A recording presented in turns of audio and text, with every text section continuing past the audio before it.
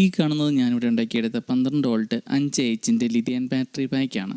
അപ്പോൾ ഈ ഒരു ബാറ്ററി പാക്കിൽ ഞാനിവിടെ ഉപയോഗിച്ചേക്കുന്നത് 5Hൻ്റെ 3 ബാറ്ററിയാണ്, പിന്നെ 20 ആംപിയറിൻ്റെ BMS ബോർഡും. അപ്പോൾ ഈ ഒരു ടൈപ്പ് ബാറ്ററി ഞാനിവിടെ ആദ്യമായിട്ടാണ് ഉപയോഗിക്കുന്നത്. ഇത്രയും നാൾ നമ്മൾ ഉപയോഗിച്ചിരുന്ന ചെറിയ ടൈപ്പ് ലിഥിയം ബാറ്ററി ആയിരുന്നു. അപ്പോൾ ഇങ്ങനെ ഒരു ബാറ്ററി പാക്ക് ഉണ്ടാക്കിയെടുക്കണം നമുക്ക് എല്ലാ കാര്യങ്ങൾക്കും ഉപയോഗിക്കാൻ പറ്റും. വൈഫൈ മോഡൊക്കെ വർക്ക് ചെയ്യാനും അതുപോലെ DC ലൈറ്റ്, DC ഫാൻ ഇതെല്ലാം വർക്ക് ചെയ്യാൻ പറ്റും. അപ്പോൾ നമ്മളിവിടെ ഉണ്ടാക്കിയെടുത്ത ഈ ഒരു ബാറ്ററി പാക്കിൻ്റെ പവർ കൂടി ഒന്ന് ടെസ്റ്റ് ചെയ്ത് കാണിക്കാം. അതിനായിട്ട് ഞാനിപ്പോൾ ഈ ഒരു ബാറ്ററി UPSലാണ് കണക്ട് ചെയ്തേക്കുന്നത്. UPSൻ്റെ ഔട്ടിൽ 9 വാട്ട്സിൻ്റെ LED ബൾബും കണക്ട് ചെയ്തിട്ടുണ്ട്. അപ്പോൾ ഇങ്ങനെയുള്ള ബാറ്ററി പാക്ക് ഉണ്ടാക്കിയെടുക്കണം നമുക്ക് എല്ലാ കാര്യങ്ങൾക്കും ഉപയോഗിക്കാൻ പറ്റും.